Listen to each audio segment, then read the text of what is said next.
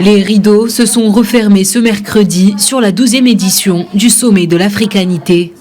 Un sommet dominé par la célébration du centenaire du professeur Ahmadou Matar Mbow, une icône africaine qui s'est longtemps battue pour faire résonner la voix de l'Afrique à l'international.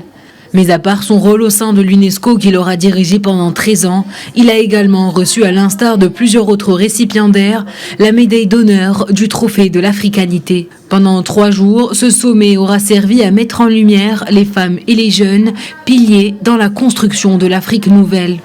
Ce sommet, il était une voix, et le plus important que c'est une voix internationale. Une voix qui a ouvert la parole à la femme pour qu'elle parle d'elle-même, pour qu'elle s'épanouisse. La femme, normalement, elle est en train d'œuvrer, mais elle est en train d'œuvrer pour elle-même. Elle est en train d'œuvrer dans une certaine, on va dire, en catimini. Alors que ce sommet-là vient d'ouvrir cette porte grande ouverte, et toutes les femmes qui ont participé ont pu tout simplement dévoiler ce qu'elles étaient. En réalité.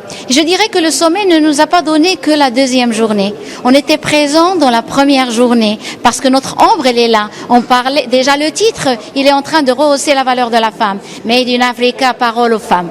Et ça, c'est très intéressant. Les travaux du sommet de l'africanité ont également mené à la signature de conventions pour l'amélioration des conditions de vie des migrants au Maroc.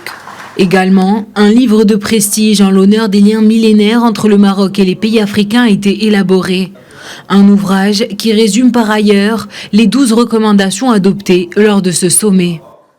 Au sorti de cette 3e journée, nous avons pu avoir une signature de convention avec la Fondation Trophée de l'Africanité, convention qui va nous permettre de renforcer nos actions auprès et au bénéfice des immigrés de l'Afrique subsaharienne qui généralement essayent de traverser la Méditerranée au péril de leur vie.